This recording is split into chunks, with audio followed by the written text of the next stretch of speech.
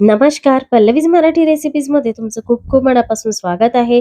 तर आज आपण इथे बघणार आहोत तांदूळ पिठाचा वापर न करता, खिशी न घेता, न वाफवता किंवा न लाटता तांदळाचे पांढरे शुभ्र, अगदी काचेसारखे पारदर्शक आणि खायला अतिशय खुसखुशीत, कुरकुरीत आणि जिभेवर ठेवताच विरघळणारे मस्त असे तांदूळाचे पापड.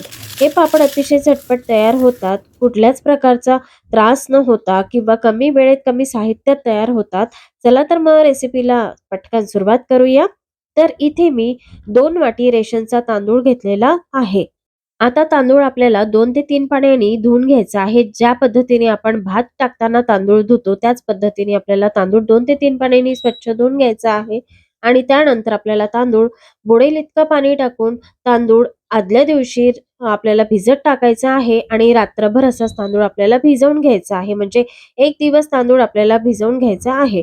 आता तांदूळ घेताना तुम्ही कुठलाही तांदूळ घेऊ शकता. जो तुमच्या वापरणीचा रोजच्या वापरणीत असेल तो तांदूळ सुद्धा तुम्ही घेऊ शकता. फक्त इंद्रायणी तांदूळ घ्यायचा नाही. आता तांदूळ छान असा भिजला गेलेला आहे. दोन्ही बोटांमध्ये तांदूळ घेऊन प्रेस करून बघितलं तर तांदूळ खूप छान असं पावडर बनत आहे. तांदूळ भिजल्यामुळे तांदळाचे पापड अतिशय छान असे तयार होतात.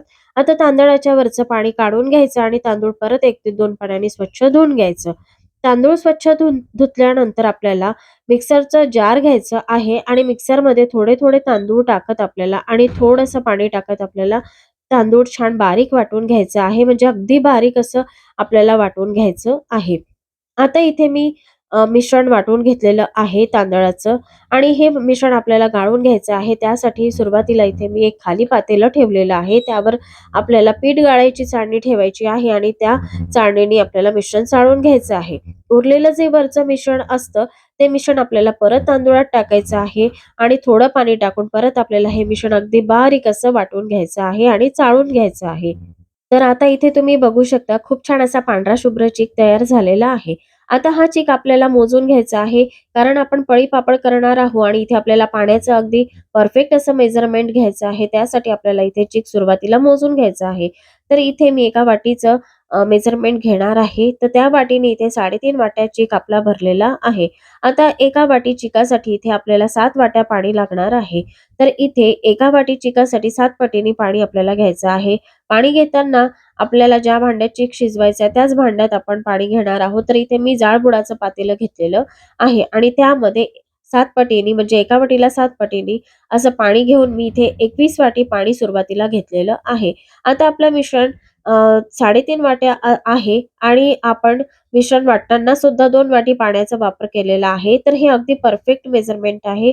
3.5 वाटी चीक असताना सुद्धा आपण इथे 21 वाटी पाणी घेतलेलं आहे आणि 2 वाटी आपण सुरुवातीला तांदूळ दळताना सुद्धा घेतलेलं होतं. त्याच्या व्यतिरिक्त जास्त पाणी घेतलं तर आपलं जे मिश्रण आहे ते अतिशय पातळ होऊन आपले पापड तयार होणार नाही. तर इथे सुरुवातीला 21 वाटी पाणी घ्यायचं आणि 2 वाट्या पाण्यामध्ये ते तांदूळ मी इथे बारीक करून घेतलेलं आहे. म्हणजे टोटल 23 वाटी पाणी झालेलं आहे. पाणी थोडं गरम झालं की आपल्याला त्यामध्ये चवीपुरतं मीठ टाकायचं आहे. अगदी कडकडीत गरम न होऊ देता थोडं कोमट झालं की त्यामध्ये मिश्रण ओतायचं आहे.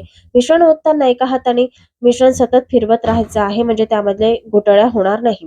10 मिनिटं आपल्याला हाय फ्लेमवर हे मिश्रण शिजवून घ्यायचं आहे आणि 10 मिनिटानंतर आपल्याला गॅसची फ्लेम मीडियम करायची आहे. त्यानंतर आपल्याला 5 मिनिटं झाकण झाकून हे मिश्रण शिजवून घ्यायचं आहे. म्हणजे 20 मिनिटं आपल्याला मिश्रण छान असं शिजल्या गेलेलं आहे. आता 20 मिनिटानंतर तुम्ही बघू शकता मिश्रण थोडं घट्ट झालेलं आहे.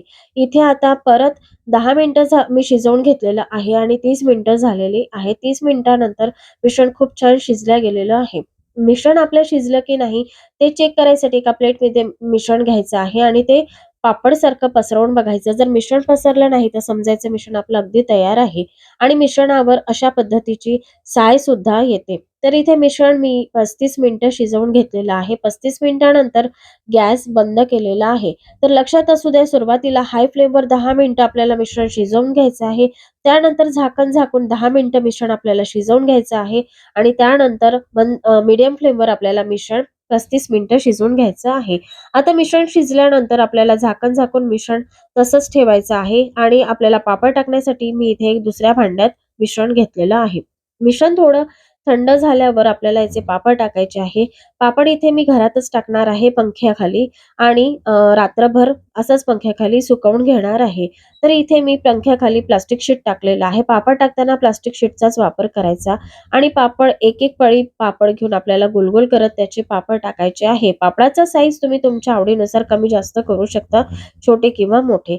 इथे सगळे पापड टाकून झालेले आहेत आणि 3 दिवस कडकडीत उन्हात मी हे पापड वाळवून घेतले. म्हणजे आदल्या दिवशी रात्रभर मी हे पापड पंख्यात वाळवून घेतले आणि दुसऱ्या दिवशी हलक्या हाताने काढून दुसऱ्या भांड्यांमध्ये 2 दिवस कडकडीत उन्हात हे पापड वाळवून घेतले आणि इथे 3 दिवसानंतर तुम्ही बघू शकता खूप सुंदर असे पारदर्शक काचेसारखे आणि पांढरे शुभ्र आपले पापड तयार झालेले आहे. अगदी कमी वेळ लागतो हे पापड बनवण्यासाठी. आता आपण पापड तळून बघूया.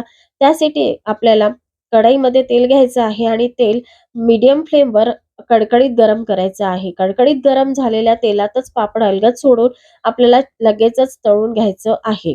तर इथे मी आणखी काही पापड तळून घेतलेले आहेत आणि तुम्ही बघू शकता खूप सुंदर असे पांढरे शुभ्र पापड तयार झालेले आहेत. पापड अतिशय छान असा दिसत आहे आणि अतिशय नाजूक असे हे पापड तयार होतात. खायला अतिशय खमंग आणि खुसखुशीत लागतात. अगदी इतके नाजूक तयार होतात की लहान मुलं सुद्धा सहज हे पापड खाऊ शकतील आणि चवीला सुद्धा जबरदस्त लागतात.